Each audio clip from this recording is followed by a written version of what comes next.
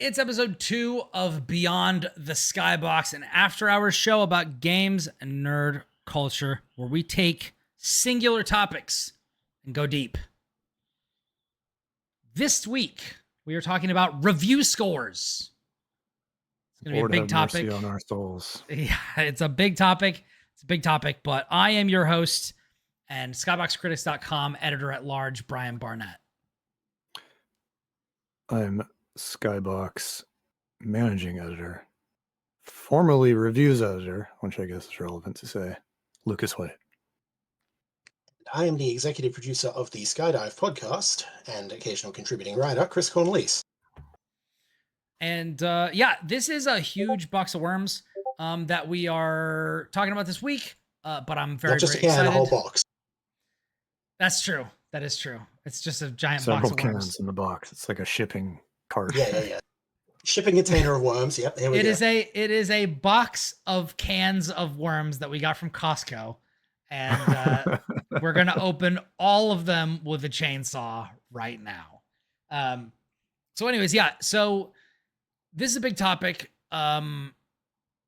This is something that we've wanted to talk about for a long time, that we have talked about in previous incarnations of various podcasts that we do, whether it be the Platformers podcast or the Skybox podcast or other things like that. Review scores are really contentious. Some major websites stopped doing them altogether. Others have just chosen to work with different scales. There are pros and cons. We're going to get into all of that. But let's start with what review scores are.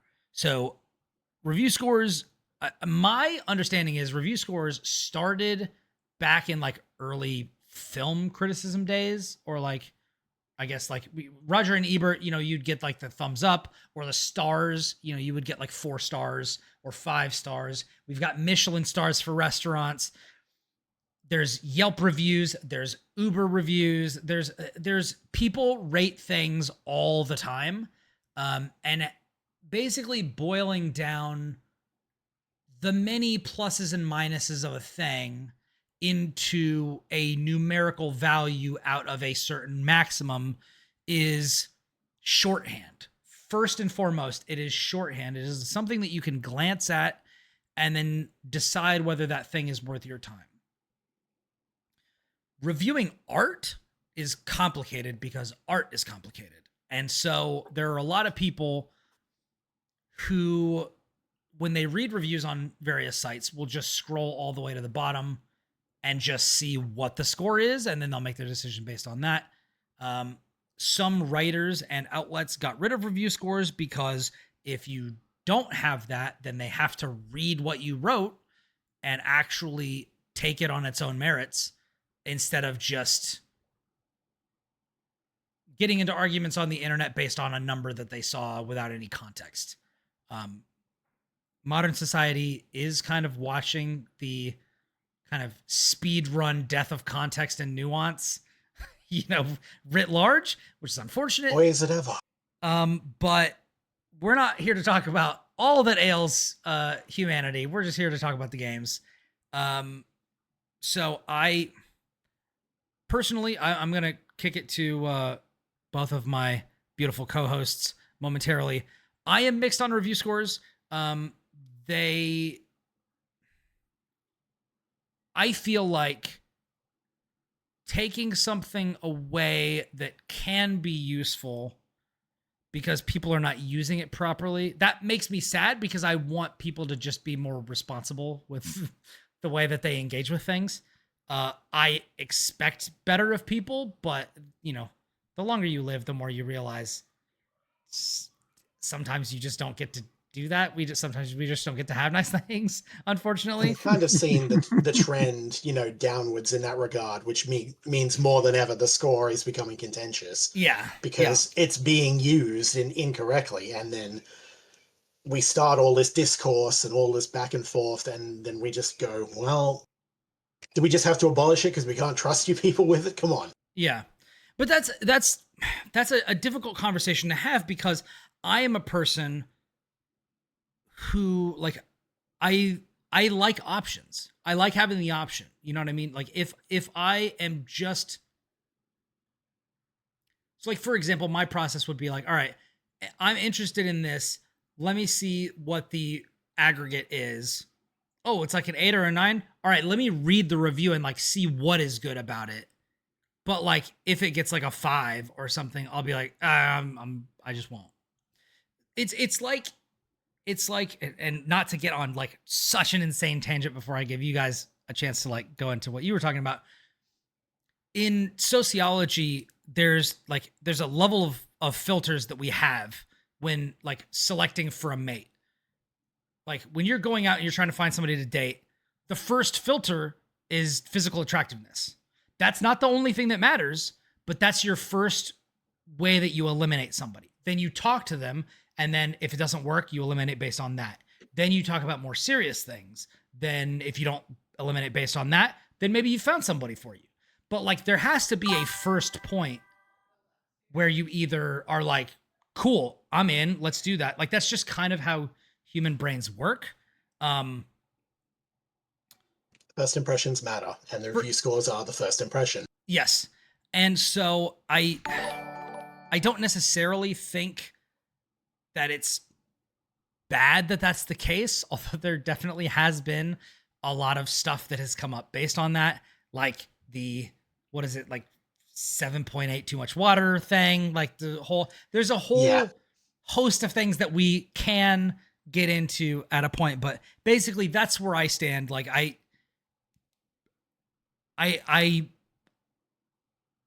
see the use for them, but also I would be fine without them. That's kind of my stance. Lucas, like what's your perspective on this? I like review scores. I was thinking, man, I'm going to show up on this podcast and I'm here to disappoint all of my peers and friends in the Discord. Well, hopefully I gave you at least you can never disappoint me, Lucas. I hope I gave you at least a somewhat softer landing with my perspective. So I was thinking about this earlier while doing dishes. I was like, okay, I actually have to like think about this for real now instead of kind of passively. Because usually I try not to jump in when there's discourse. Not in general, but this one in particular. I was just thinking, to me, I think it's like, as someone who has, like studied this stuff and grown up being into it and really been into like other mediums and stuff. Like I had a film phase in high school really bad. I think review scores to me are like part of the movie magic, so to speak, of the process. I say with like rainbows and glitter coming from out of frame. I just think about like reading movie reviews in newspapers, or reading them online, or watching. I guess it would be Ebert and Roper on TV, because I think Siskel was passed on by the time I was in that phase. But it was always just like, it felt like a special part of the thing that was like taking in a review as like is its own form of like entertainment in a way. Yeah.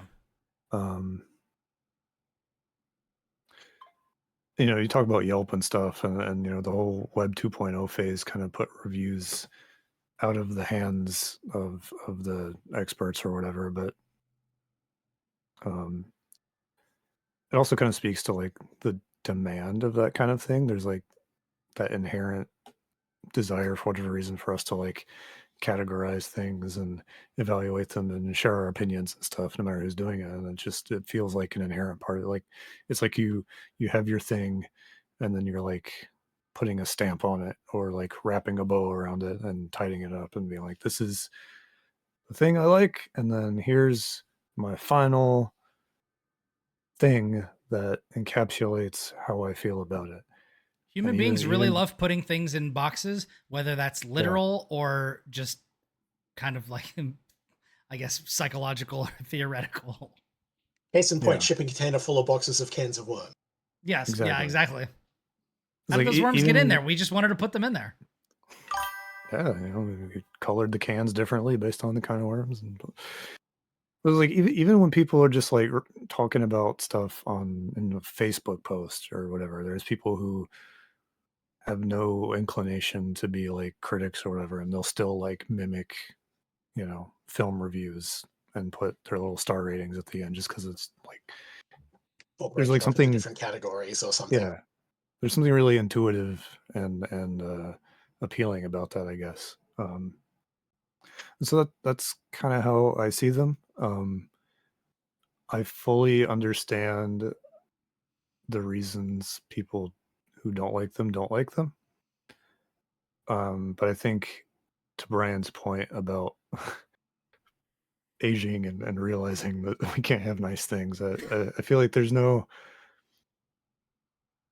correcting for bad faith ultimately. As I someone, so desperately wish there was. And this is like yeah, far from the only area in which that is true. Like, yeah, I'm not going to get into that, but yeah. those goalposts are always going to move somehow. I think that's something I've really kind of come to accept over time. It's like, well, you don't want people to just skip to the score, um, and just talk shit or whatever. Well, okay, well, we'll add pros and cons so they can get like pieces of it. Oh, well, they'll find something to complain about in the pros and cons. And you take that out too, and then they'll just find something else to talk shit about or not read your stuff anyway. And it's just kind of like, well, those people weren't gonna show up in good faith to begin with. So uh, I'd rather have the thing I like and get like personal satisfaction out of than try to like address whatever that is. Yeah. That's probably enough for me. Yeah, Yeah. I can respect that. We have a couple of comments from the Twitch stream. You can join us if you are listening to this after the fact. You can join us at twitch.tv/skyboxcritics. We stream the Skybox podcast and Beyond the Skybox on that channel. And we read your posts as I'm going to read these. So, Wales 1993 is a new follower. So, thank you for following. And they chatted and said, "Hi, folks. Numbers are fun if you also know how to read. The problem is people want number without reading." One That's the number, core no of it. read. Yep. No read, only number. Yeah. And then Winged Regent in the chat, our very own Lawrence, contributing writer at Skybox Critics, says, "I think review scores have a place in regards to being an at-a-glance shorthand scale for the reviewer. The big flaw with the review score falls entirely on how the reader interprets it, which isn't an inherent flaw in their existence, in my opinion. If we had to count the interpretation as its flaw, then it denotes the requirement of media literacy is itself a flaw," which is true. And media literacy, like writ large, is a huge point nowadays, especially with the proliferation of artificial intelligence of the generative variety, and also misinformation and propaganda machines, whether political or otherwise. Media literacy is more essential now than it ever has been, and people are less equipped than they've ever been to engage with things on that front, which is really tragic. See also reading comprehension. Yes, yeah. Very, very important. Do they still even like rate that stuff in school? Because they definitely were like, "Oh, Yes. this person reads at this level. Their reading comprehension is at this level." That sort of thing. So my kid is 13, so he is deep in the shit right now with like standardized testing and everything. Okay. Also, like me, has ADHD. His is on the other end of the brain zoomies spectrum than mine is. So a thing that comes up is like he reads really fast and really well, but he doesn't retain it as well as you know, maybe he should, in proportion to like the speed that he reads or like his vocabulary or whatever. And so his reading comprehension is always something he has to like put more effort into, and that gets graded on his tests. Yeah. I feel like my reading comprehension or just my patience for sitting down and reading has gotten worse over time. I don't know why that is, but like definitely like my listening comprehension is like out of control, like very good. But for whatever reason, when it might be just be the way that my ADHD kind of manifests, but like it's hard for me to like look at stuff for a long time now. And I will say, you mentioned the pros and cons section. I'm actually a huge fan of those. I really like having a review, having a like box in the bottom where it's like pros, cons, score. Like I used to do that when I wrote for Nintendo, which was my first job in the industry. It was the kind of like review side of Amiibo alerts. If anybody remembers Amiibo alerts, the old Twitter account where they would like let you know back when Amiibos were like fucking red hot and like everybody wanted to know where you could get which ones. My buddy Andrew Wolf started that. He was just like always on it. And then he was like, well, let me start up this whole thing, you know, with this. And then he brought me on and I was reviewing a bunch of games. And that's what I wanted to put in the end. Like I wanted to have like, to me, I really wanted to have one place where you could go where it's just like, and my reviews were always like pretty short because of the way that site worked. But at the end, it would be like, all right, pros, cons, score, developer, publisher, how much it costs, the platforms it's available on, like etc. So like you would get every piece of information that you needed to make your decision right here.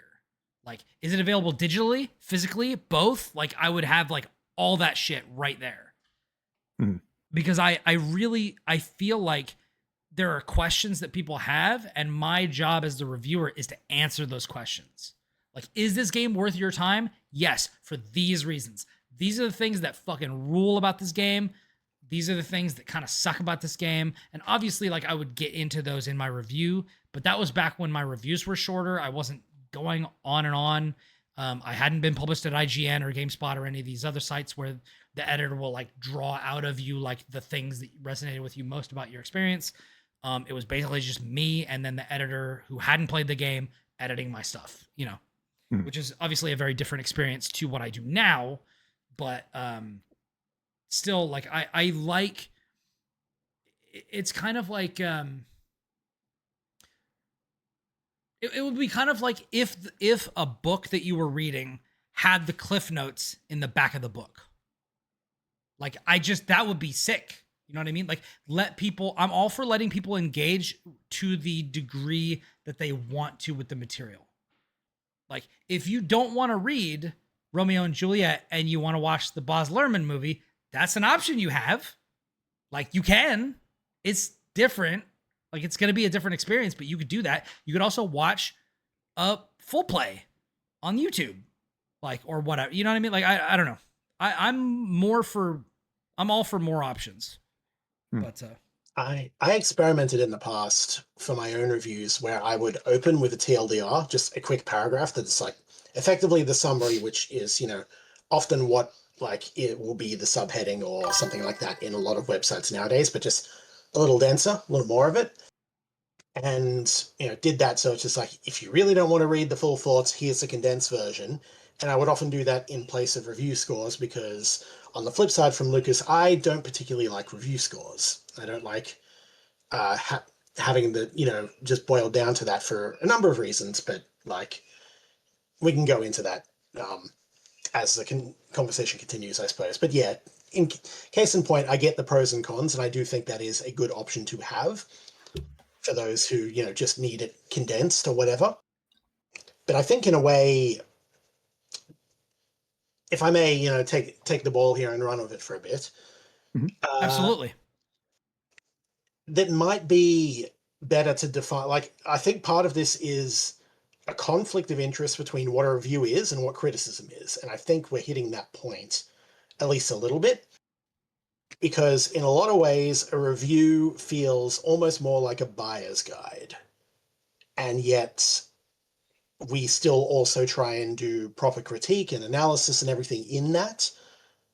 And there may be a conflict of interest between people who go, is this game good? Is it worth my money? Do I want this over whatever? Is it worth buying? And the score can kind of be a good attachment to that. Whereas a lot of us who are, deep in the weeds want to actually engage with the medium at large. We want to talk about it more. We want to write more, because criticism is just, more often than not, it's just an extended discussion about a thing we like, right? Yeah. That is an excellent point, because like it would be wildly like just out of pocket to be watching a like Noah Caldwell Gervais video essay on Doom and then get to the end and he's like 8 out of 10. Like that would be just like out of control. Exactly. That is a fantastic point. Yeah. And yeah, there is, I think this is like not wow. Why is it that I always have these just insane things pop into my head that I have to say? But like, it's like I took my glasses off already. It's like how like cops are also expected to handle like mentally ill people. It's like we're expecting this one person to have like 5 different jobs that they shouldn't have. I see where you're going with this. I don't like it, but I see where you're going with it. I mean, that you could just say that about anything I say on any episode, but like, you get what I mean? Like the like a review and a critique can be the same thing, but they don't have to be. And yes, I do think that the man, because that even like begs the question about like, what about like a better business bureau for like game developers? For like, these people are putting out shovelware, don't trust them, don't buy their stuff, versus like reviewing individual games. You know what I mean? Versus critiquing, like, because like Hades 2 is a good game. 8, 9, 10 out of 10 versus, what redid on our site talking about how the ending didn't work is very different from the original. I guess this doesn't work because I said Hades 2, but like the original Hades helped me reconnect with my estranged father or something. You know what I mean? Like those are like totally different approaches to examining the same thing, just in different ways. And we get stuff like that from different places. Like obviously, even though Skybox uses scores, which was a huge discussion, and I'll get into that in a moment, we use scores, but like the things that we go for are more critical analysis or more like personal pieces that are more, we don't really do that many like buyer's guide type pieces. And, based on some stuff that's come up recently, we're going to actually be doing fewer of those going forward. But, so like the fact that we have scores, but we also go like in this direction where we're trying to think of like a unique angle to cover games on, means we're kind of trying to have our cake and eat it too, in a way that like a lot of other sites aren't. Like, and that's not like talking trash on them. Like whatever your site does and is good at and is what you want it to do, like that's what it should do. I don't want to be prescriptive about this sort of thing, but for us, I think it is interesting because I still find scores useful. Like I've definitely been playing a game, and like when I was writing it, even for, IGN or whatever, I was playing through something and I was like, man, like I get a very distinct impression in my soul that like this is a 7. Like that is just the thing that welled up from the depths when I shook the 8 ball of my heart. And like that's just what it was, and it was just always going to be that based on how I felt about it. But yeah, I think a lot of it also gets furthered by when we start quantifying the numbers in their own little ways. Like one thing I've heard, I remember distinctly hearing that for example, the original Dragon's Dogma is the absolute best and most interesting 7 out of 10 you will ever play. Yeah. And when we start getting into things like that, it's like, well, is it still a 7 out of 10 if that's the case? Or what is that trying to say? And obviously somebody who says that and goes more in depth will be able to analyze it more. They probably say, look, the ideas here are great. It does some really interesting and unique things, but a lot of the execution is either flawed or middling, or there's a lot of filler stuff that kind of makes it, drag down.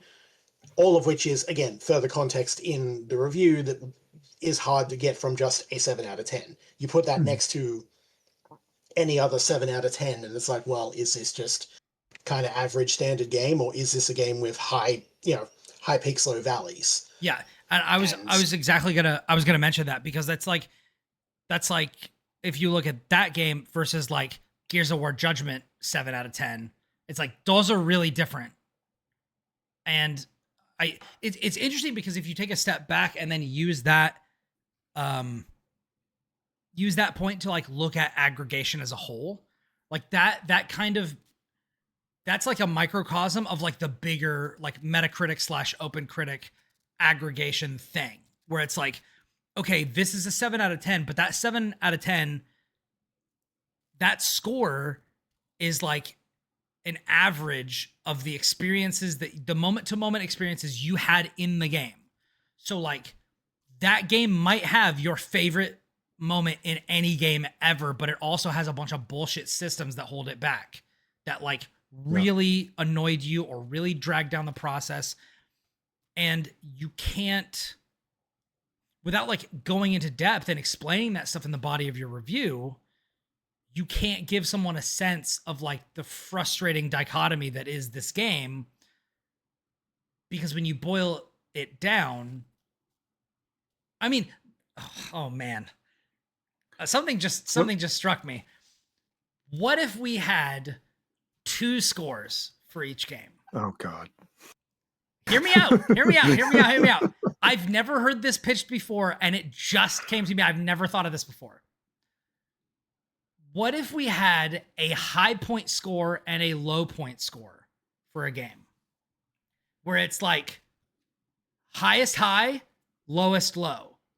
So like in the number, you could see at its best, this game is a fucking 10 out of 10. At its worst, it's like a 7 out of 10. Like the worst part of the game is still good.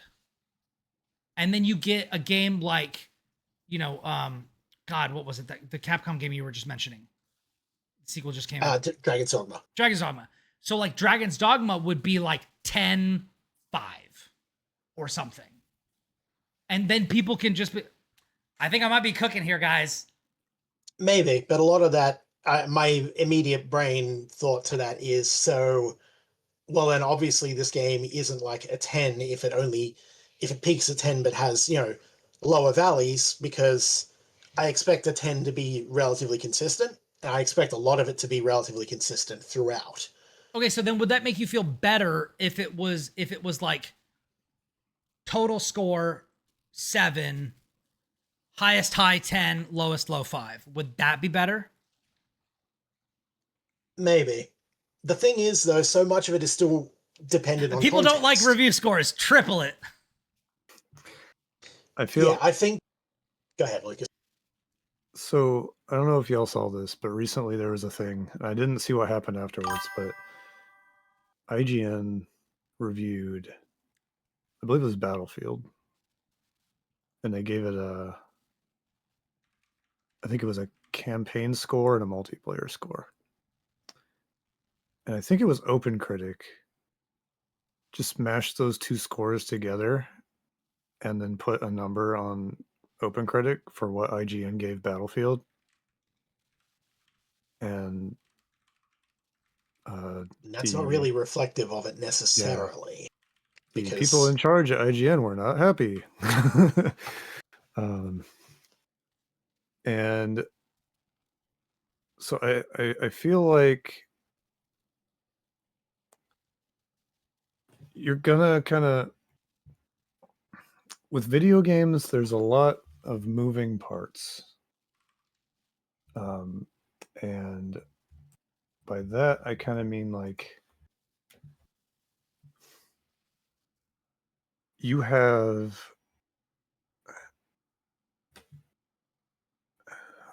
my train of thought.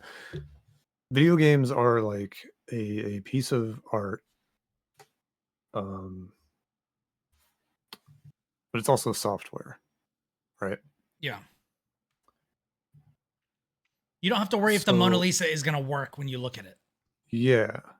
When you go see a movie, so I used to work in a movie theater before digital took over, and so we had to spool the fucking film on these massive goddamn cylindrical plates, and it would like spin around and feed into the projector and play the movie. And if something bad happened,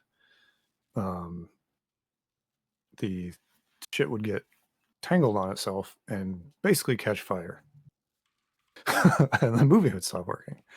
Yeah. And that is not part of the movie in the way that like glitches or technical problems kind of end up being part of the game. Yeah. So when you talk about it's not part of the movie, but it is part of the movie going experience. Yes. Yeah. And so you're like, damn, that sucks. And I get my money back or whatever. But you either come back in a week and it's fine, or you get it on DVD or whatever, and it's fine.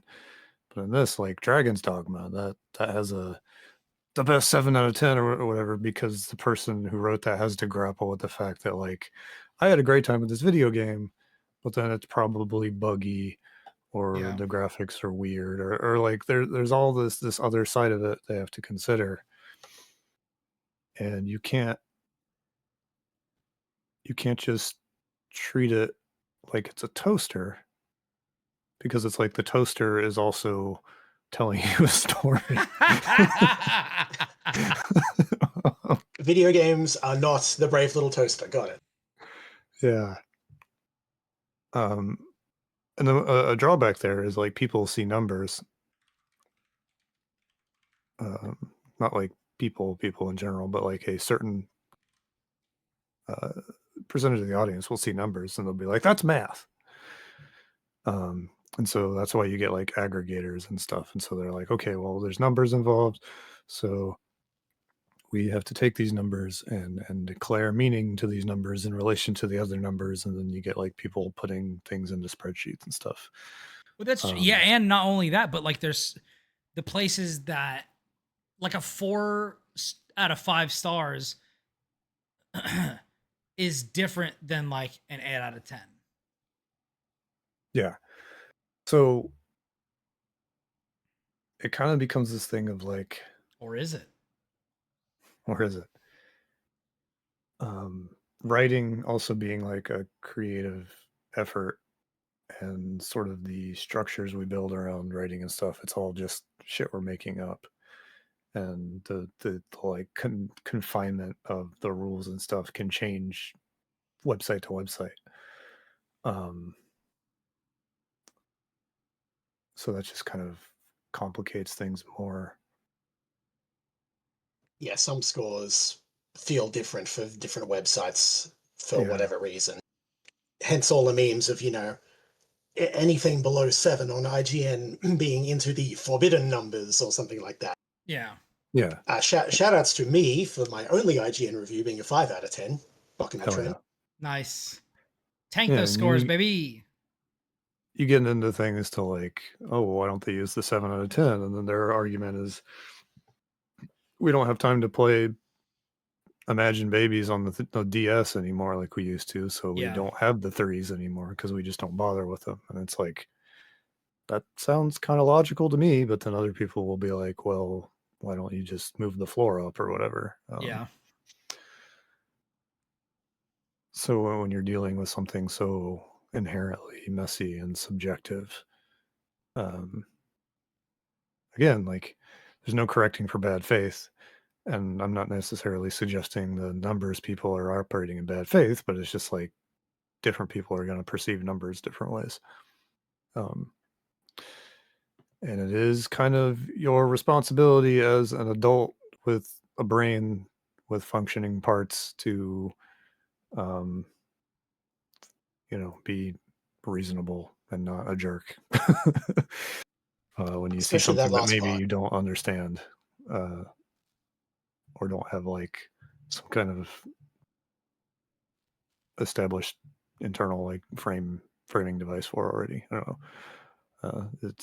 It's all very complicated, and I think maybe some of the problems we run into would be solved if people were nicer to each other. Yeah. Yeah. Pretty much. Wheels in the chat says, speaking of when I was talking about my old reviews that had pros and cons and everything, I appreciate the box outs where you can just clip a tiny paragraph. Or no, they were also talking about when you were talking about your intros, Chris. I appreciate box outs where you can just clip a tiny paragraph to say something that doesn't feel in flow with the next paragraph, but is still helpful. I would make the argument that you can move in good faith that a review, or that you should move. Okay, hold on. I would make the argument that you should move in good faith that a review can do more than one thing if the writer is given the time and space. And that's another big discussion that we haven't talked about, is that oftentimes writers are not given the time to play the game like a human would. Like a lot of times in now, multiple ways. Yeah. As well. So Skybox has the benefit of being Patreon backed and also being there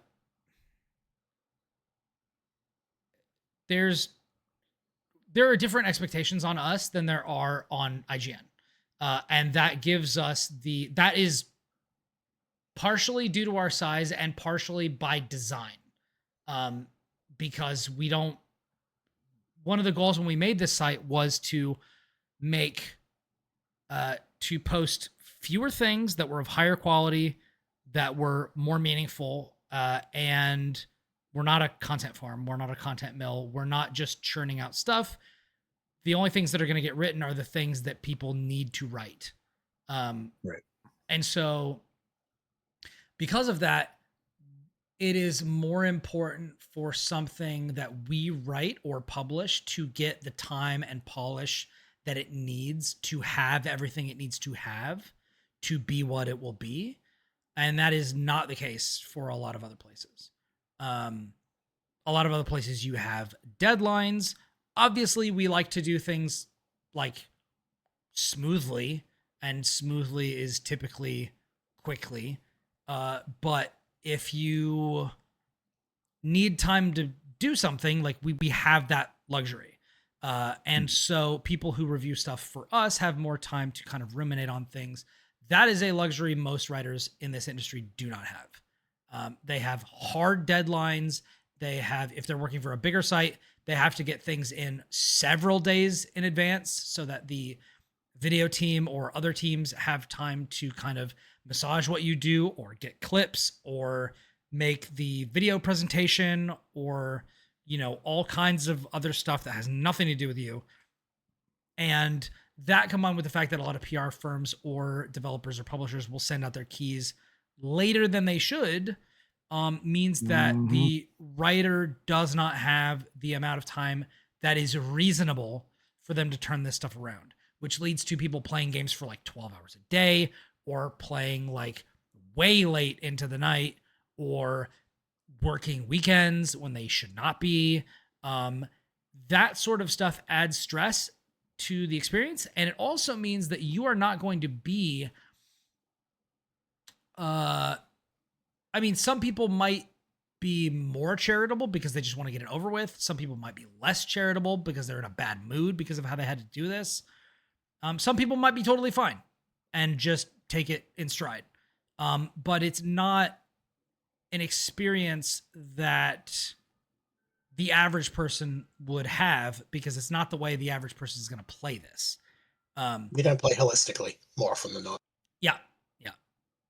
There's people who like, okay, I basically have to finish this, so I'm just going to golden path the end of it. I'm not going to do any side stuff. And maybe a side quest near the end of the game that they would have normally played is like the best thing in the game. Who knows? Yeah. There's a lot of problems that you can run into with serious time constraints, and that's just one of them. It's all true. Reviews are also in a weird spot because they kind of run in opposition to like the business side of things. The Yeah, if you give something a 5, it's not going to make some people happy. no, the ROI on Oh, a yeah. review as like part of the work is abysmal. I think a lot of the reason sites still do reviews is because there is still that like lingering cultural cachet to them. They're almost prestige pieces at this point. Yeah, Which is weird because they're not always treated that way. they're not, especially by like parts of the audience. But in terms of like the greater ecosystem, publishers still like seeing them and being able to use them. So like PR still sees reviews with a lot of weight. That's why you get the accolades trailers with, showing all the scores from publications or whatever after the fact. Even though, as far as my understanding goes, like studies have shown that like reviews don't meaningfully move audiences, like whether to buy or not buy. Like they obviously will move individuals, but like audience, like the gaming audience as a whole, like doesn't really move in big ways based on that. Pretty much. Yeah, We have very little sway compared to, people are still going to buy their Call of Duties and their Pokemons regardless of how we score them, and even if they really shouldn't. Yeah. It's just how it goes. yeah, it's more of an institutional thing than some sort of like metrics benefit to having them. And a lot of websites probably wouldn't bother if it wasn't for stuff like that because they're part of the prestige. They're part of like the kind of forward-facing like identity of an outlet for people who still care about that kind of thing who are on websites, not gamers. They tend to be cornerstone as well in forming like communities and getting interaction back as well. Because if it's just like guides or whatever, people will look, get what they need, head off. Yeah. They might get a lot of clicks and everything that way, but you're not going to retain people unless you have those longer pieces, those ones that, people are going to comment on and do all that. Yeah. People are not going to get into like comment flame wars on like a guide on the chest that you could find in Zelda behind a waterfall. Like that's just not, if all you publish are Roblox codes, then you're not going to cultivate an audience that comes back to your website. Gamers again.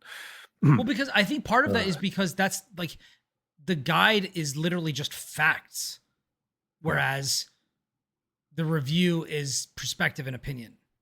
Like opinion pieces are like the big lightning rods for controversy and engagement, and therefore clickbait, which drives revenue and these sorts of things. But honestly, like, you were talking about like the like prestige of it or the I guess expectation of it. The interesting thing about that is that these aggregation sites, because of how they work, like OpenCritic or Metacritic, those have also become hubs of influence and prestige, because if you get mentioned there or if people see your reviews aggregated there, that gives more visibility and more weight to your site.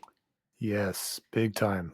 And that is in its own thing like very valuable, because I think this is the core reason why numbers are still a thing, because that gets you onto Metacritic and other aggregate sites, which is the big highlight at the moment. More than anything they actually do at the moment, I feel it's those eyes on the aggregates are why we continue to do this.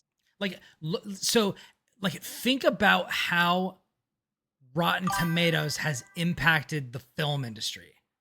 Like audience scores versus critic scores are a huge point of contention in film.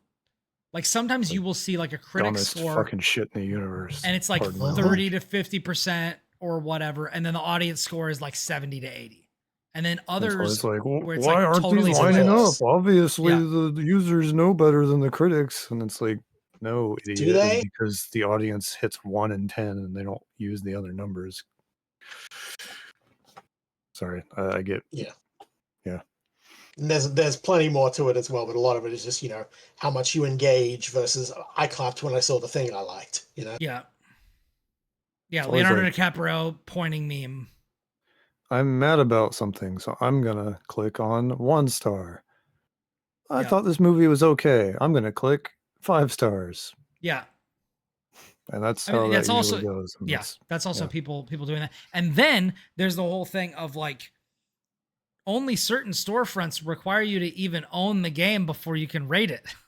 Mhm. So Yeah. Say we will about Steam, but at least those reviews have the information of playtime, when it was. yes. Yeah. Yeah. It's still, and it's only just, positive or negative. There's no middle ground. There's no nuance to it, but it still just gets aggregated there. So Yeah. you can glean quite a bit from that. When I reviewed Marvel Rivals for Skybox, I also like pasted kind of like a little blurb of that onto my Steam review, and it said like played time like 580 hours or something like that. And it's like, yeah, I know what the fuck I'm talking about, Or like when I did my review for FFT, like the Evil East Chronicles, it's like 100 hours played. It's like, yeah, I beat the shit out of that game, got every achievement. It's real good. The best reviews on Steam are always those of 3,000 hours, and it's just somebody saying it's all right. Yeah. Yeah. I love it.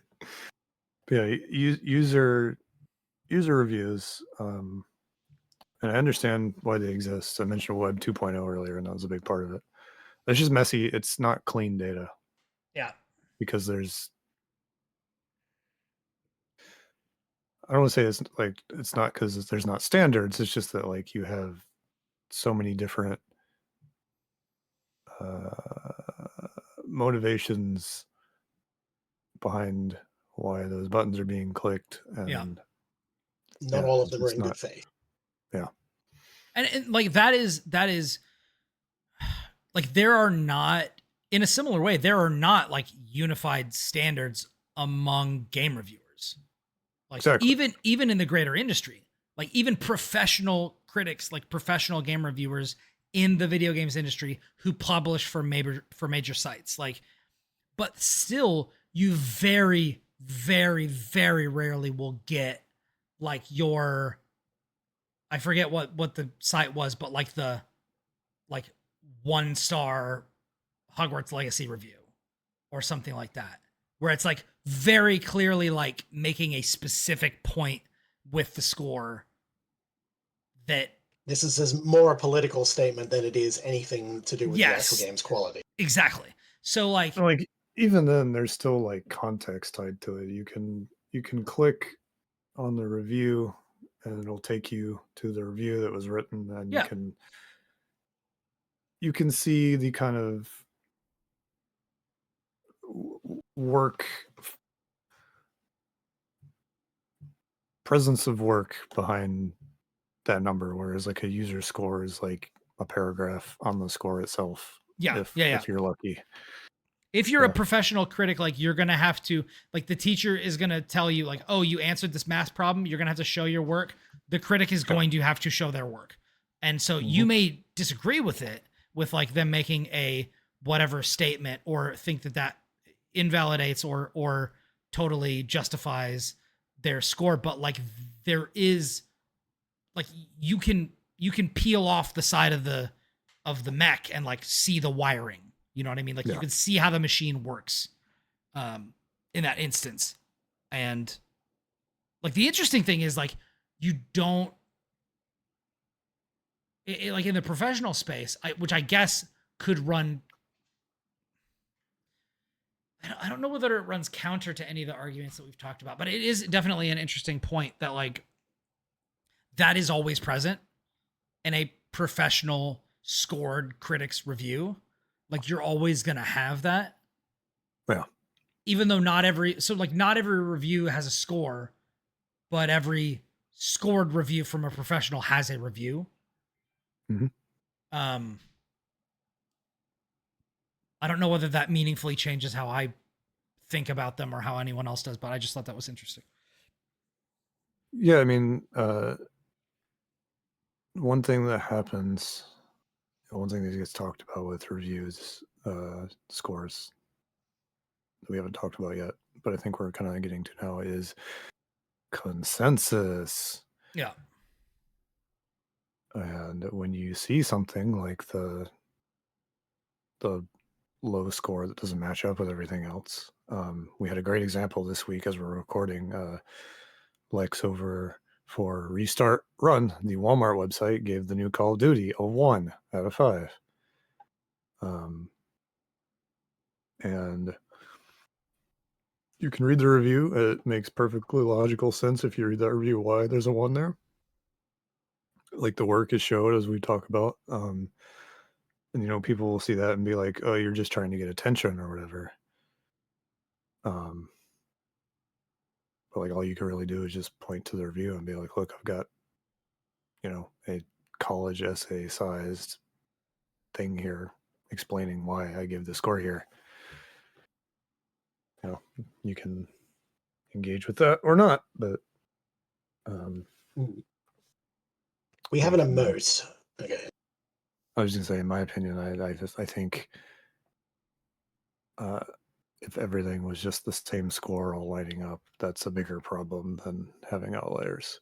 Yeah. Some people worry about that stuff, and you really you can't. Like it's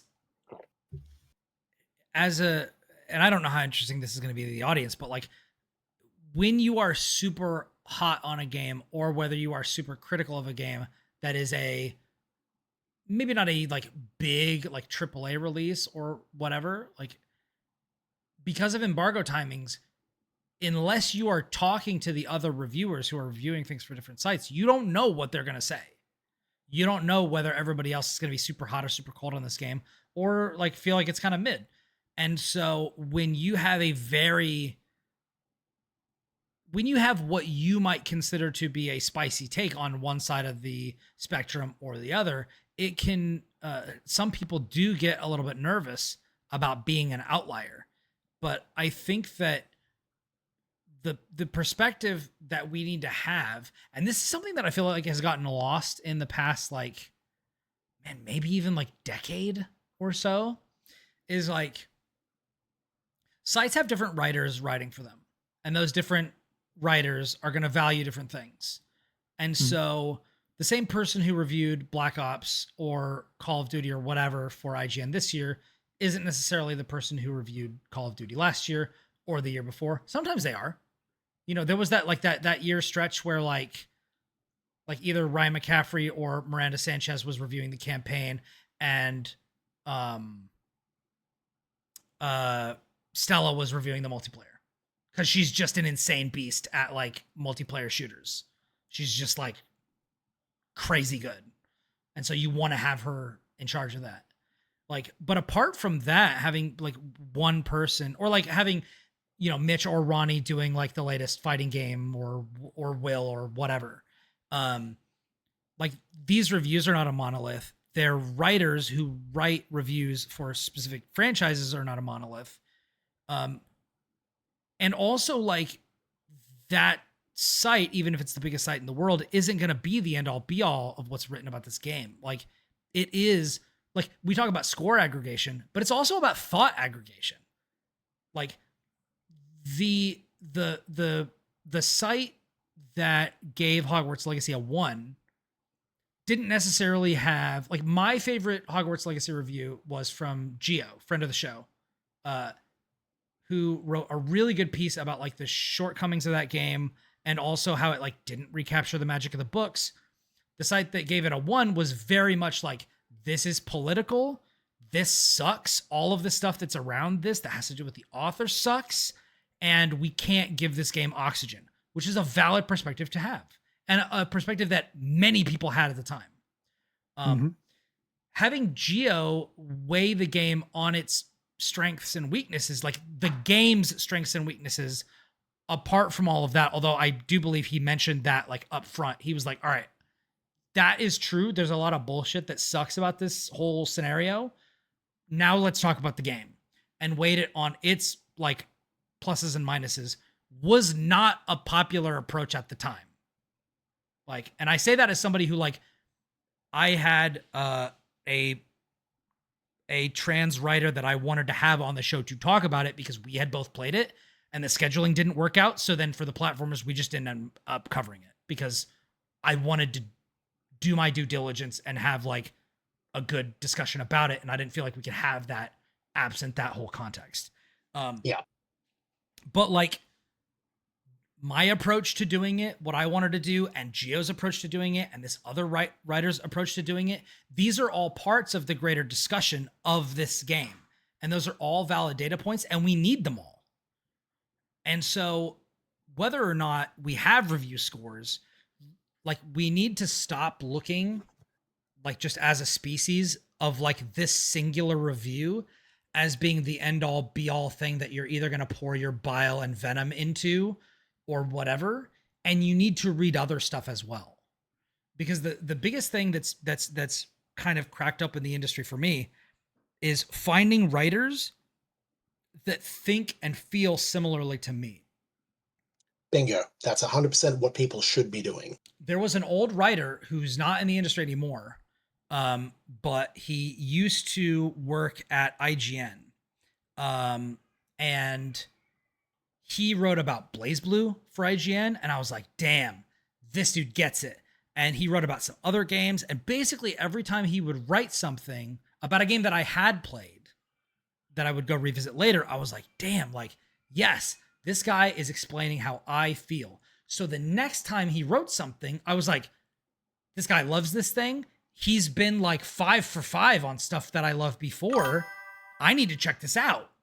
And like, lo and behold, it was a hit. Oh, yeah. The problem is a lot of times, because of the volatility of this industry, writers don't get enough time to cook. They don't get enough time to make a name for themselves or have a long enough kind of lineage of their writing so that people can get a feel for what they're good at and what they resonate with and what doesn't really work for them, for people to kind of like grasp onto that. But I do feel like if we get better name visibility and like stuff like that, I think that will help. And I think that if people take that perspective, I think it will help them get more out of the reviews that we do put out. Yeah. Yeah. I feel like this is crucial. And I want to stress that I didn't say bingo for the sake of you should only find things that validate your personal feelings. But in the case of, reviews as buyer's guides or whatever, if you're going to take that away, you should at least find writers and reviewers and the like who you get a feel for what they like and why they like it, usually by reading them, funnily enough. But then that can help you get that can provide you the information and the context you need to further and the educated guess that is, will I like this game if I buy it? And like, for example, if I read Lucas's review and it's generally pretty positive, I'm going to go, okay, I have a lot of similar tastes. He picks some interesting stuff. I will probably enjoy this game. Whereas there are other writers who I'll just go, I don't like that genre as much as they do. I will consider that. But it's also important to then take that further and then go, okay, what if there's this thing that I don't particularly like or I do like? Why is this person critical of it? Why don't they like it? Get a feel for that. And then you can get an idea of, what their tastes are, because then if they do like something that you happen to like, which is against their, usual beliefs or whatever, you may just go, it breached containment. That must be pretty good, right? Yeah. How many times have I talked about a game on the Platformers or the Skybox podcast that you ended up loving, Chris? Many. Yeah. And often extremely so, more so than you after the fact, Yeah. But I just remember our mouth washing and 1000X resist discussions. That's always the one my mind comes to, because I fucking adore that game. I think that is excellent. But yeah. Winged Regent in the chat says, not only that, but needing to read beyond the score to contextualize the number. One person's 7 out of 10 might mean something different from another person's due to differing POV. And that's true. And yeah, I mean, I don't really need to go into it further than that, but like, that is the reason why you definitely want to read the body. And like, you're not going to get any of that by just scrolling to the bottom and looking at the number. Like, it goes back to the toaster thing. You don't know if the toaster has a couple of screws loose, but it's telling you a pretty dope story. And maybe the toast comes out a little like uneven. The number that results in will be different depending on the person and what they if the toaster can aerial step, it gets a plus. Hold on, this toaster can Izuna drop. Oh. There you go. So you know it's going to be a will game. This toaster has jump cancel, so no. Yeah. A lot of that is just the interactivity aspect of games makes it further difficult in assessing it rather than just a straight product review of something which is just, a simple engineering construct. It does or doesn't work. Yeah. Demon School is a good example. Reviews for that just went up the day we're recording. Yep. And that's a game that's got some issues under the hood. But for a lot of people, it still got like 9s and stuff. Yep. And then the lower scores it got, a lot of that was from people who like probably either tripped over more glitches or just noticed them more and it impacted them more. Like there are people who will play a glitchy game and the glitches just don't bother them that much. Yeah. Or the glitches just don't show up as much. Or they just get lucky. Like there were some people, I reviewed a game where like I talked to other reviewers and there had been a save glitch, which is as a reviewer, that is the worst type of glitch where like your save will get corrupted and just congrats, you got to start the game from the very beginning again. And at that point, unless it's a game that I fuck with heavy, that is it for me. I'm out. Like that is a deal breaker. That happened to me with Yakuza 7. Yeah. I was in chapter 14. There's 15 chapters in that game. Yeah. Oh no. I've had tremendously good luck with glitches and stuff. Yeah, me too. Me too. Yeah. Like it doesn't matter like BioWare games, the little bits of Bethesda stuff I've played. Like it took me so long to see something weird in like Fallout 3. And just compared to like all the other like testimony people have about those games, and I believe them, but it's just like if I was reviewing that game, man, this is crazy polished. Yeah, like I didn't have any problems. That's okay. That's a pushback I have with someone in the Skybox Discord, because Mikey, there's been discussions or whatever about Starfield and such, and Mikey will insist, no, it was relatively not buggy and not glitchy by Bethesda standards. And I'm just sitting there going, that is not my experience, my guy. Yeah. That is so far off. Yeah. But yeah, going back to the the value of the 7 out of 10 and what it reflects, like, and taking it back to like the insane toaster idea that Lucas has floated that we're now just all running with. So the toaster told me like the most beautiful tear jerking story I've ever heard, but like the toast was burnt. Yeah. But like for me, that's like a 10 out of 10 because why do I care about toast? I've just been moved, Yeah, exactly. Like I've had a life-changing experience. Fuck your brain. But somebody else is like, I don't give a shit how good this story is. I bought you to make toast. The toast sucks 1 out of 10. Yeah. And like those are both totally valid perspectives. That's what you run into with video games. Exactly. Winged Regent says, yeah, like different reviewers will scale or rate flaws differently. Some people may find a flaw in a story more crippling to the overall package than others. Others may point out something another reviewer missed or didn't encounter. That's what we were talking about with the glitches. I reviewed KOF 15, and when I tested the online, it was perfectly playable. When it launched, we found out that it had a matchmaking bug that made it almost impossible to find games that wasn't fixed until 7 to 8 months later when crossplay was implemented. Oof. The bug couldn't be found during the review period because, well, there weren't enough people online at the same time. This is like the old back on like old Podcast Beyond for IGN when Greg and Colin were talking about the Housemarque games. They were talking about what's the zombie one? Dead Nation. Dead Nation, yeah. So they were talking about Dead Nation, and they reviewed it offline because it like when you're playing a game pre-release, you don't get like you don't get to be online and stuff because it's like that functionality hasn't been added, all that sort of stuff. And it was like totally fine. And then they went online, and because both Greg and Colin had maxed out friends list on PlayStation, the game broke. It just didn't work. But because nobody at the studio, when they were testing the game, had maximum of like 1,000 friends on their PlayStations, they didn't have the leaderboard issues in that game because that game has a leaderboard and it tracks all your friends. So Jesus. like that just becomes a whole thing, you know? Yeah. Your mileage that may touches vary on- is like a very like, that's like Atlas, you know, holding the world. Like your mileage may vary is a phrase that holds up like so much of this discussion. Yeah, and I think a lot of that is further emphasis on the point that we're kind of making, and why, again, I feel like the review scores are kind of shaky, is that games, especially nowadays, when we review them, they're usually not finished. That's true. Whether Yeah. that means the update cycle is still to come, content is still to come, we play early access games or have to do, in-progress games.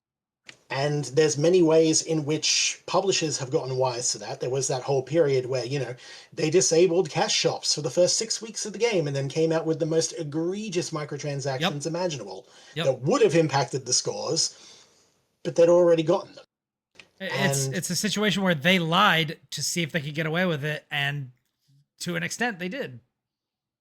Yeah, but that furthers the case of why I feel like a review is almost like a product, a buyer's guide compared to actual in-depth criticism and such, because so much of that, it's dependent on getting it when it comes out and seeing, is this worth spending the money on now?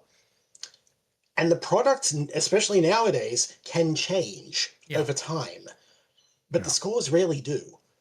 And but even if... Sometimes if they're super insane, like with Cyberpunk 2077, they did change the scores, but that took like a year plus. Yeah, and you'll get re-reviews, and even, ones that are done, for the sake of basically legacy memes. Like I think God Hand got re-reviewed by IGN eventually after that legendary one. But my point being that it's very hard to judge these games as well, because again, like nowadays, to keep the toaster analogy going, half the time they add the features to the toaster later, and sometimes it doesn't have a push down at all, so you can't get the thing started. Wait, since when did this? When I first made toast with this toaster, they didn't have fucking laser beams coming out of their eyes. When did this happen?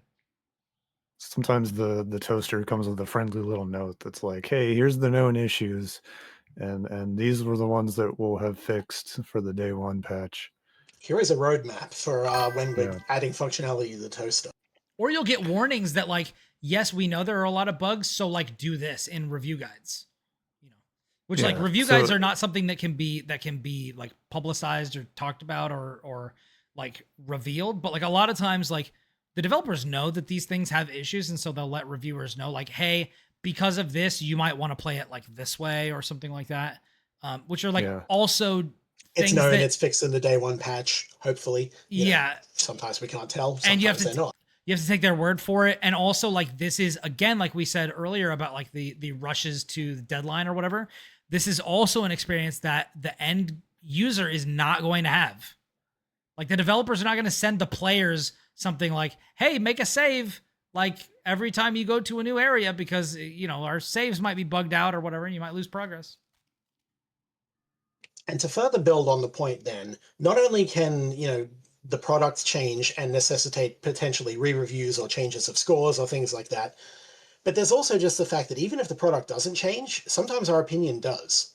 Yeah. Like, there are scores I have put out that I would probably change nowadays. Plenty of them I stand by, but there's some that's for whatever reason, either because, I didn't have the time to think on it, I didn't have the time to sit and reflect or replay or things like that. It'd be a very different experience. Yeah. New car And smell is a real thing. it is. And recency bias, which Yeah. is going to be something we're going to talk about when we get to Game of the Year. Mm-hmm. Yeah, there is like even just Game of the Year contenders. Very rarely are they the ones that come out in February. Not always, but like This the year we latter got half some. of the year tends to favor Yeah. it. This year we do, but yeah, just as a general evergreen statement, there is recency bias to it, and we can't escape that. Not everything can hold its weight for the whole time. Yeah. I think that's like a That's normal human thing that like you can have, I think, a reasonable expectation for. It's like there's the reviews and then there's like how people feel about something after it's kind of been around to simmer. Yeah. There's a lot of famous movies that you look them up and it's like critics hated this when it first came out, but then it's like now it's a classic 40 years later or whatever. That's just kind of like, that's normal. I think It's a Wonderful Life actually reviewed poorly when it first came out. Yeah. I don't remember. I could be totally talking out of my ass on that one. There is definitely a like fan favorite movie nowadays that is like played all the time that did not review very well, and vice versa. Games that Happens like. a lot with, Go ahead. I was gonna say, it happens a lot with like heavy genre stuff, like Yeah. horror in particular. Yeah. Yeah, like ultimately you're kind of, there's just these sort of nebulousness of being human that is a factor in all things. Yeah.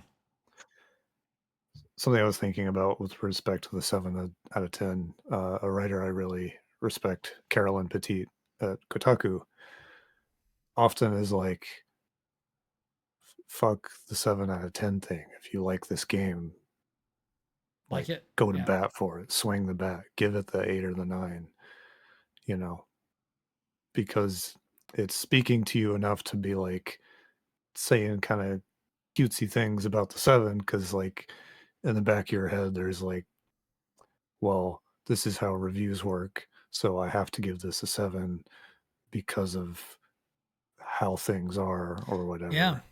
It's like, no, like have some conviction. You feel more strongly about this than you do something that the status quo makes you feel like you should give that the 8 or the 9 instead. It's like, Yeah. no, like don't be a, don't be a coward. Give the game you like the 9. That's interesting. And that's valid too. Yeah, That's something I think about all the time. That really kind I of far argues respect that against. more. Yeah, that argues kind of against the thing that Chris was saying earlier about like Dragon's Dogma being like the best 7 out of 10 that they ever played, and it's like, well, then maybe it shouldn't be. Yeah. You know what I mean? Maybe it should be a 7. Maybe it should be a 9. Maybe it should be a 10. Rated on its peaks. Yeah. Maybe you rate it on its values as well if it's that bad. Like, for example, I'm known for absolutely fucking hating Endwalker, the expansion for Final Fantasy XIV. Yeah, but most people don't. But I'm like, no, I'm convinced. You're not going to sway it on it. I can argue these points. Yeah, but but a lot of that then comes down to arguing with passion, and a lot of that then goes beyond the context of a score. Yeah. You should read what is being said. You should see why they feel that way, why it came to the point that they're giving it such a low score or such a high score. These things, the context is ultimately what matters. And so why I don't like the numbers is so much of it is just bypassed entirely. Mm-hmm. Yeah, you're just getting the quick thing and then going with that. And so it's why I try not to use it in my own personal stuff, and I'm usually forced to just because that's whatever site I'm writing for has scores. I'm like, all right, fine, whatever. But like nothing like that on Versus the Backlog or anything like that. Yeah, it's interesting because review scores are useful because they act as a sort of shorthand for the greater place that the game occupies in the space, like the value that it has, the richness of the experience that you can have, but at the same time, without the context, it's not shorthand for anything. Mm-hmm. It just because like it's either it is the shorthand when informed by the review, or when not informed by the review, they try to like extract the kind of context from the number, which is where I think a lot of people get into trouble. But yeah, very interesting. Very interesting. I mean, yeah, I like scores. I think they're useful.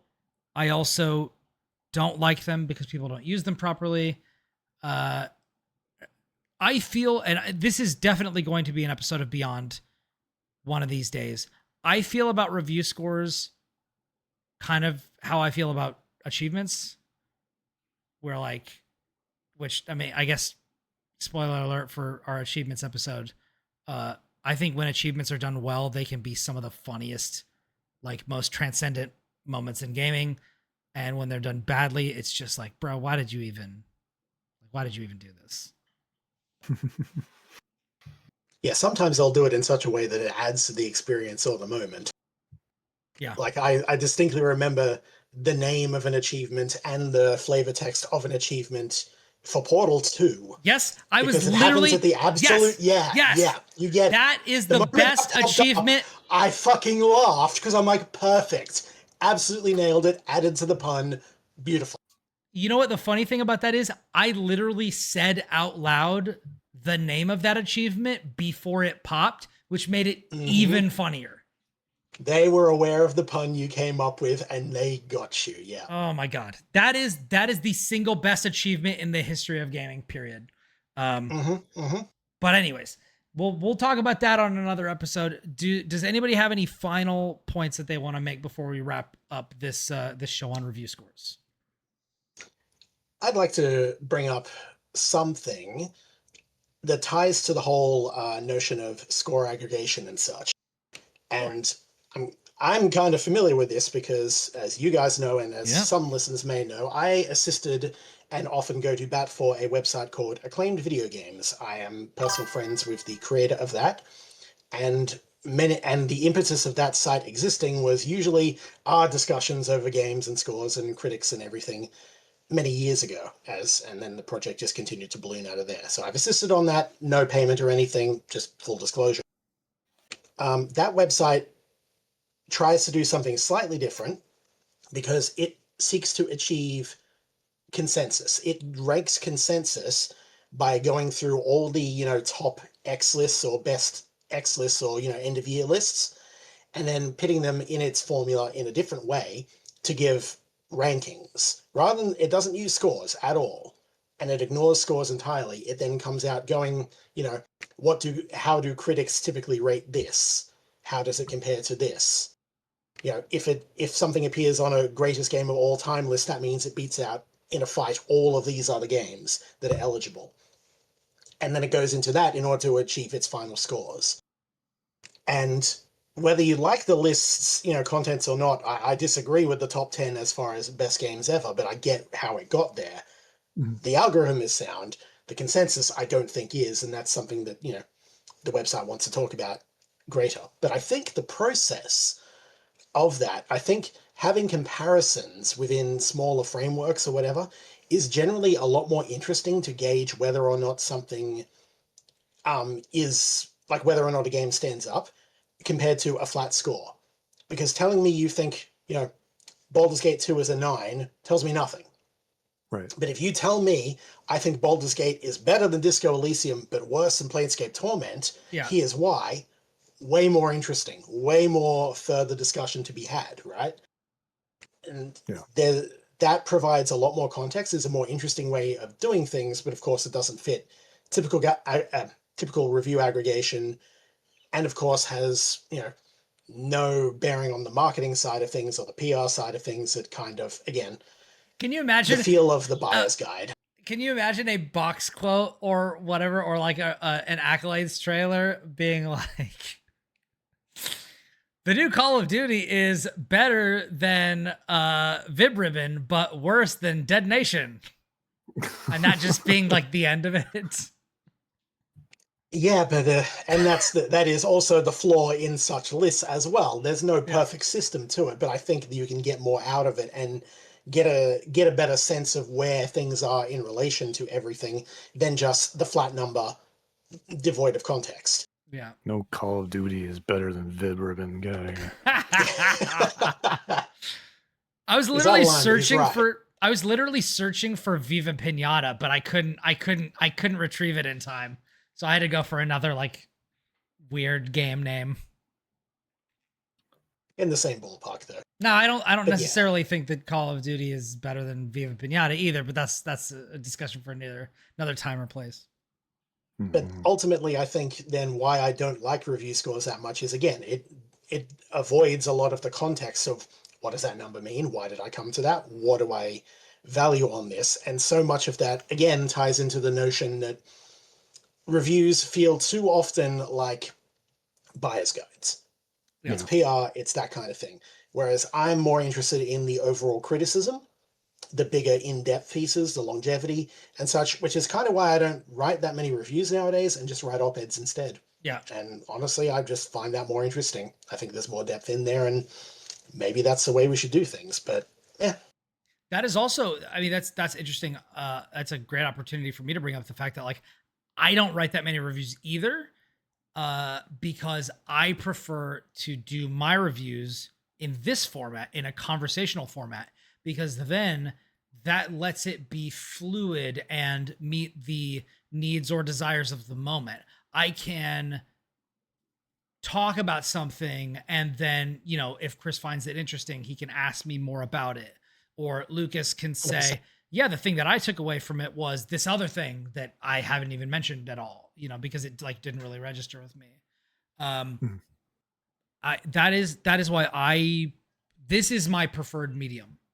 I leads love to us having extended discussions that lead into topics like this. Yeah. Or in, you know, a recent Skybox episode where we ended up talking about Ball X Pit for like 40 minutes. Just things like that. That's true. Yeah. So which I gave a 6 out of 10 and got harassment in my DMs about it. So did you really? Oh, amazing. Yeah. I definitely would not have given it a 6, but there you go. We both played the same game, but I would have given it like probably an 8. You know, but there was more context about the highs and the lows, the peaks and the valleys. Yeah. And context matters. And I didn't say it was good context.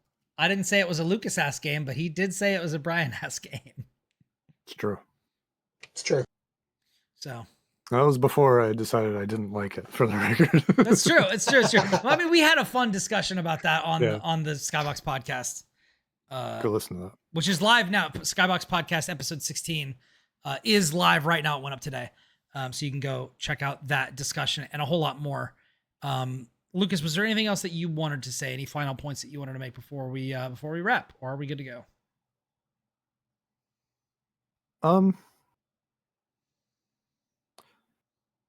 It's interesting to think about how we're all kind of coming at it from different angles, where Chris prefers the longer form and later criticism.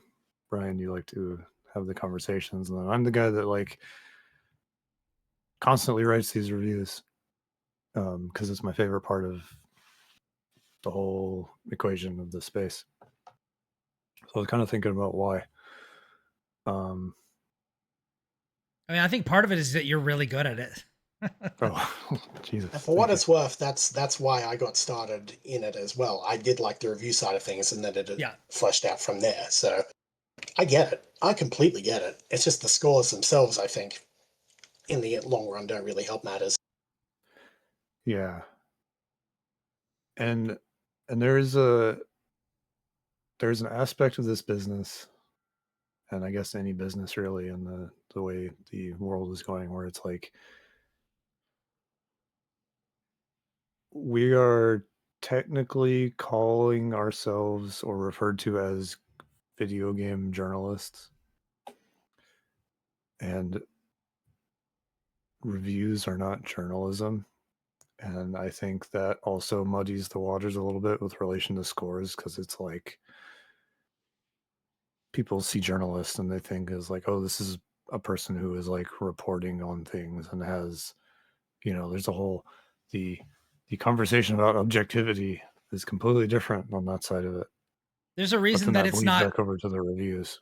There's a reason why it's not skyboxjournalists.com. Yeah. And my train of thought went in a different direction, but it's just like there's more, and the more you think about this stuff, the more and more you can just pile on a new layer of complexity to how everything kind of fits into each other. But a lot of the people who do this do both when they can. And the fact that it's not as common as it should be, I think, is a problem. Is like there should be people who, if they want to do the review and the criticism, they can and get the whatever metrics of success or sustainability they're looking for. Or there should be like the person who just does the big criticism. There should be the person who just does the release window reviews. But people kind of have to wear all of the hats and then scramble to find ways to do what they enjoy versus what they have to do. It's all a big mess. And a lot of it ties to the financials as well, which is the problem. Yeah.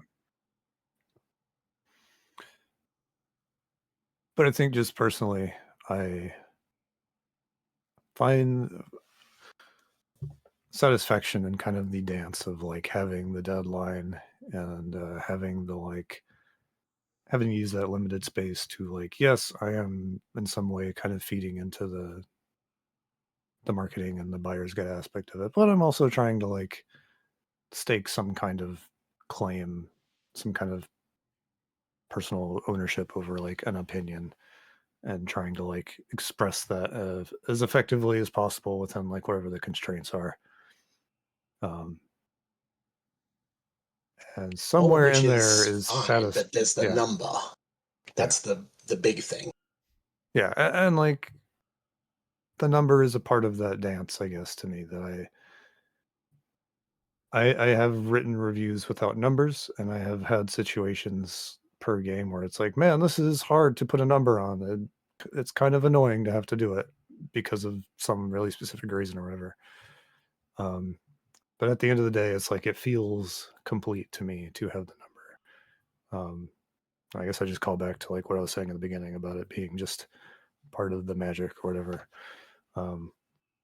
Which is like, in retrospect, it's nice to be able to say that and mean it in a space that has so much cynicism around it, as someone who's been doing it for so long. So that's kind of sure. Yeah, I will take that as a nice takeaway to have. Skybox would not be doing what it did if we didn't think there was value in it. Yeah. Cool. Well, there you go. There's our conversation about review scores. Hope you enjoyed it. Thank you for joining us for this episode of Beyond the Skybox. If you like the show, please leave us a review. Tell somebody about it. We love talking to you all. Make sure the review has a number. Oh, yes. Make sure it has a number. Make sure it's a shiny 5 stars. And then get into the nuance and the context of why in the comment beneath the score. Max out that character limit, whatever it is. Hell yeah, baby. You might enjoy yourself. Maybe you end up being in games media afterwards. Hey. That's how I got here. Or maybe you'll become a like podcast reviewer. That would be interesting. That would be an interesting. Imagine that. That'd be wild. Anyways, we love talking to you all, so come talk to us. Join us. I'm on Blue Sky and backlogged at Brian Barnett, BrianBarnett. You can find us on Twitch, YouTube, and most importantly, Patreon at Skybox Critics, where you can get Discord access and access to Into the Skybox, my one-on-one behind the scenes podcast that I do with our writers, where I dive into their process, stuff that was left on the cutting room floor of some of their most popular pieces, and talk about all kinds of things. Recently, I had I think the most recent episode of Into the Skybox was with Ashley Schofield about her piece. What is it? Kamizaki Has to Go, which is about Kamizaki Has to Go. Yeah. Yeah, which is about the admitted sexual assaulter who was cast in Yakuza Kiwami 3, that remake. Really good discussion. Go check that out. $5 level at Discord or on Patreon. And you can also get our deep dive video game book club show, Skydive, run by our very own Chris Cornelise. That is available at the $10 level. You also get access to the Discord and Into the Skybox at that level. You get a lot of good stuff. You get one episode of Into the Skybox every week. So for $5 a month, you get access to our Discord where you can talk to us, and 4 episodes of Into the Skybox where I talk to our writers and stuff. Some of those episodes are just so juicy and good with a lot of extra information. And confirm. Yeah. If you have Discord access, you don't even have to pay attention to the website, because I will at everyone tag you whenever we publish someone. It's true. It's true. And we have By request. When I tell By you request, I was not doing that until somebody asked me to. I was like, okay, but. And this is another thing.